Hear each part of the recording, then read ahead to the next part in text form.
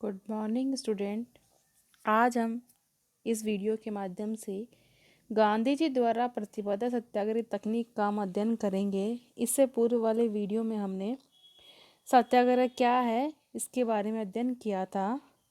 गांधी जी के अनुसार सत्याग्रह की विभिन्न प्रणालियां हैं जिसके माध्यम से समस्या समाधान का प्रयास किया जाता है। चूँकि सत्याग्रह सीधी कार्यवाही का सबसे शक्तिशाली रूप है, इसलिए सत्याग्रही सत्याग्रह शुरू करने से पहले निम्नलिखित तरीकों पर अमल करता है। सर्वप्रथम वह समस्या का अध्ययन करता है, क्योंकि बिना समस्या के अध्ययन के हम सत्याग्रह प्रारंभ नहीं कर सकते। सत्याग्रह ये भी पता लगाता है कि शिकायत करने वाला या समस्या को रखने वाला इसका समाधान चाहते हैं या नहीं। सत्याग्रह के कर्तव्य के वह अपने अन्यायी को जो समझाने बुझाने के समस्त प्रयासों में असफल हो जाने के बाद सत्याग्रही जिस अन्याय के विरुद्ध मोर्चा लेना चाहता है उसका आवश्यक प्रचार आरंभ करता है। प्रचार के साथ साथ वह सभी तथ्यों का ध्यान रखता है जो अन्याय के खिलाफ अन्याय के शिकार है। सत्याग्रह आंदोलन प्रारंभ करने से पूर्व सत्याग्रही पीड़ित अथवा शोषित वर्ग को अपने साथ लेने का प्रयास करता है ताकि शोषक व शोषित के बीच कोई समझौता हो सके। सत्याग्रह आंदोलन प्रारंभ करते समय सत्याग्रह को रचनात्मक कार्यक्रमों को भी साथ साथ चलाना चाहिए, क्योंकि इन रचनात्मक कार्यक्रमों के माध्यम से ही अहिंसा की ज्योति को प्रज्वलित रखा जा सकता है। जो लोग वास्तविक सत्याग्रह में भाग नहीं ले रहे हैं वे रचनात्मक कार्यक्रम में अपना सहयोग दे सकते हैं। आत्मपीड़न सत्याग्रह का प्रमुख नियम है, जिसके माध्यम से वह सत्याग्रह ही विजयों पर विजय प्राप्त करता है। परंतु आत्मपीड़न इतना तीव्र नहीं होना चाहिए कि विरोधी टूटने से पहले ही सत्याग्रही अंदर से टूटने लगे, क्योंकि वह तो आत्मपीड़न नौकर आत्महत्या होगी। अब हम अध्ययन करेंगे सत्याग्रह की प्रमुख तकनीकें कौन कौन सी थी। गांधी जी ने समय समय पर सत्याग्रह के अनेक अस्त्रों का आविष्कार किया। वे मानते थे कि सत्याग्रह की आत्मा तो वही रहती है, केवल अस्त्र बदल जाता है। गांधी जी ने जिन अस्त्रों का उपयोग उनमें असहयोग आंदोलन प्रमुख है। असहयोग आंदोलन असहयोग असत्य का प्रतिरोध है। असहयोग का अर्थ है बुराई के साथ सहयोग नहीं करना। यह बुराई का मुकाबला करना है ताकि अच्छाई का प्रादुर्भाव हो सके। इसका उद्देश्य विरोधी को ऐसी स्थिति में ले जाने का प्रयास है जिससे उसके साथ सही और प्रेम पूर्वक सहयोग स्थापित किया जा सके। गांधी जी के लिए बुराई के साथ असहयोग करना न केवल व्यक्ति का कर्तव्य बल्कि उसका धर्म भी है। अपमान या बुराई को चुपचाप सहना न केवल नैतिकता के विरुद्ध है बल्कि विधि के विरुद्ध है। ऐसे में विरोधी के प्रति घृणा का भाव नहीं रहता, बल्कि उसे स्वयं बुराई देखने और दूर करने के लिए तैयार किया जाता है। गांधी जी ने लिखा है कि बुराई से असहयोग करना भलाई से सहयोग करने के बराबर है। हिंसा वृत्ति से किया गया असहयोग अंत में दुनिया में बुराई को हटाने के बजाय बढ़ाने का हथियार बन सकता है। असहयोग में अन्याय के विरुद्ध सत्याग्रह किया जाता है, उसके साथ सहयोग नहीं किया जाता।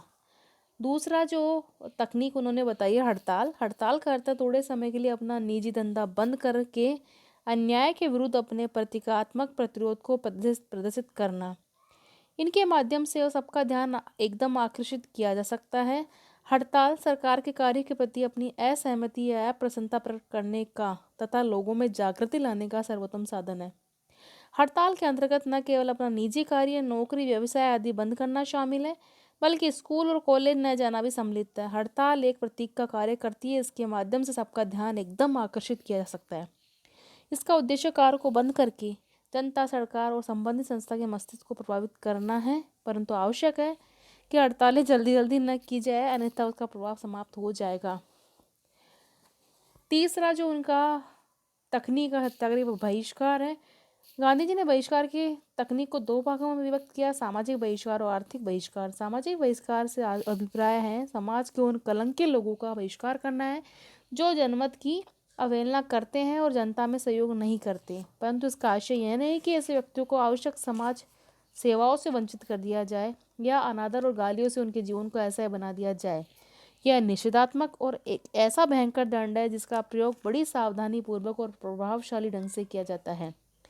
सामाजिक बहिष्कार का उग्र रूप से प्रयोग कभी नहीं करना चाहिए। बहुत ही कठिन परिस्थिति में जब इसका उपयोग आवश्यक हो जाए तभी इसका उपयोग करना चाहिए। इसका प्रयोग पूर्णतः हिंसात्मक ढंग से होना चाहिए। सामाजिक बहिष्कार का तात्पर्य यह नहीं है कि बहिष्कृत व्यक्ति को आवश्यक सेवाओं से वंचित किया जाए, उसे भोजन, वस्त्र, सेवक, डॉक्टरी सहायता आदि की सुविधाओं से वंचित किया जाए। ऐसा करना हिंसा है। आर्थिक बहिष्कार के अंतर्गत इसका मौलिक स्वरूप गांधी जी द्वारा विदेशी वस्तुओं पर बहिष्कार का सिद्धांत है।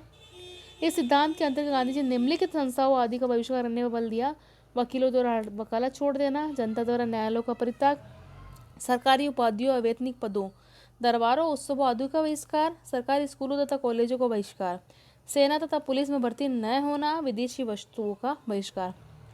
अब जो अन्य तकनीक है वह धरना। इसमें जन निंदा द्वारा किसी चीज़ की बुराई को बतलाना तथा उन पर प्रतिबंध लगाने की मांग करना है। गांधी जी के अनुसार धरना अहिंसक एवं शांतिपूर्ण होना चाहिए। गांधी जी के अनुसार शांतिपूर्ण धरना उस बुराई के विरुद्ध एक मित्रतापूर्ण चेतावनी है जिसे सत्याग्रही बुराई समझता है। विदेशी वस्त्रों तथा शराब की दुकानों के आगे धरना रखकर इन वस्तुओं के दोषों को बतलाकर इन्हें बंद करने या बहिष्कार करने की सलाह देना धरना के अंतर्गत आता है, परंतु ऐसा करते समय उसके मार्ग में बाधा प्रस्तुत न की जाए। अन्य जो तकनीक है वह सविनय अवज्ञा। सविनय अवज्ञा गांधी ने सबसे अधिक प्रभावशाली अस्त्र बताया, जिसका उद्देश्य अनैतिक नियमों को तोड़ना है। यह असहयोग की अंतिम स्थिति है। कोई भी सत्याग्रही यदि राज्य के प्रति आज्ञाकारी रहता है तो उसका असहयोग निरर्थक हो जाता है।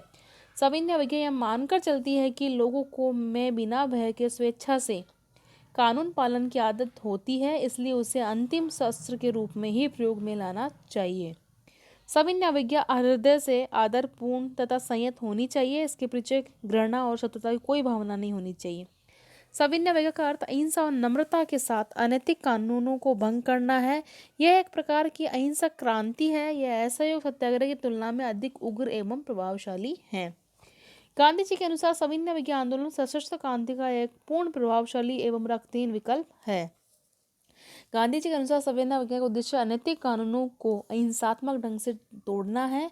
यह तभी संभव है जबकि सत्याग्रह में सच्चाई हो, वह संयमी हो, अनुशासित हो और घृणा व दुर्भावना से वह दूर हो। अन्य जो है इनका हिजरत का अर्थ है स्वैच्छिक देश निकाला। सत्याग्रह के अंतर्गत इसका अर्थ है दमन के स्थान को दमन के विरोध स्वरूप छोड़कर दूसरे स्थान पर चले जाना। गांधी जी ने हिजरत का मार्ग अपनाने की सलाह उन लोगों की दी जो अत्यंत दुख अनुभव करते हैं और एक स्थान पर आत्मसम्मान के साथ नहीं रह सकते, जो हिंसात्मक ढंग से अपनी रक्षा नहीं कर सकते, जो हिंसात्मक विरोध की शक्ति नहीं रखते हैं। अन्य जो है उनका अंतिम जो तकनीक है उपवास। गांधी जी ने उपवास को सत्याग्रह सबसे प्रभावशाली आध्यात्मिक अस्त्र माना है जो कभी भी निष्फल नहीं जाता है।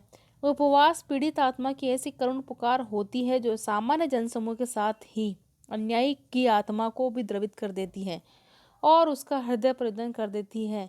परंतु उपवास किसी भी अवस्था में किसी पर दबाव डालने के लिए नहीं किया जाना चाहिए। त्याग की भावना से प्रेरित होकर आत्मशुद्धि के उद्देश्य से किया गया उपवास कभी भी किसी को अपमानित करने या दबाने की इच्छा से प्रेरित नहीं होता। गांधी जी ने उपवास को व्यक्तित्व साधन को से सामाजिक साधन बना दिया। उनका कहना था कि सार्वजनिक उपवास जनता की आत्मशक्ति में वृद्धि करता है, पिछली भूलों के प्रति सावधान करता है, अन्याय का हिंसात्मक प्रतिरोध करने की क्षमता देता है और पथभ्रष्ट लोगों में सद्भावना पैदा करता है। उपवास में विपक्षी को कष्ट न देकर स्वयं कष्ट सहन किया जाता है। यह आत्मपीड़न विपक्षी के हृदय में न्याय और सत्य को जगाता है। गांधी जी के अनुसार उपवास का सहारा तभी लेना चाहिए जब सभी संवैधानिक उपाय, प्रार्थना आदि असफल हो गए हों। इसका प्रयोग उग्र अन्याय के प्रत्युत अथवा व्यापक सार्वजनिक हित के समर्थन में ही किया जाना चाहिए तथा इसका प्रयोग केवल उच्च श्रेणी के आत्मबल द्वारा व्यक्ति द्वारा किया जाना चाहिए। गांधी जी ने अपने जीवन में कई उपवास रखे। उन्होंने 1922 में चोरी चोरा कांड के उपलब्ध संबंध में 5 दिन का उपवास, 1924 में हिंदू मुस्लिम दंगों के विरोध में 21 दिन का उपवास, 1932 में सांप्रदायिक पंचायत के विरुद्ध 6 दिन का आमरण अनशन की घोषणा की, 1933 में यरवदन जेल में आत्मशुद्धि के लिए 21 दिन का उपवास रखा, 1943 में सरकार की दमनकारी नीति के विरुद्ध में 21 दिन का उपवास रखा। इस प्रकार गांधी जी ने अपने जीवन में लगभग 166 दिन का उपवास रखा। गांधी जी द्वारा संचालित असहयोग आंदोलन, सविनय अवज्ञा आंदोलन और भारत छोड़ो आंदोलन ने ब्रिटिश साम्राज्य की नींव हिला दी। इन आंदोलनों से देशवासियों में राष्ट्रीयता, राजनीतिक जागृति, निर्भीकता, साहस तथा आत्मविश्वास की भावनाएं जागृत हुई तथा स्वराज का संदेश घर घर में पूंज उठा। इन आंदोलनों ने ब्रिटिश सरकार की कठिनाइयां बढ़ा दी और अब उसके लिए भारत को पराधीन बनाए रखना संभव नहीं रहा। अतः गांधी जी द्वारा प्रतिपादित सत्याग्रह एक रणनीति के रूप में भारतीय स्वतंत्रता संग्राम में काफी सफल रहा। उनके प्रयासों से 1947 में भारत को ब्रिटिश साम्राज्य के चंगुल से स्वतंत्रता प्राप्त हुई। धन्यवाद।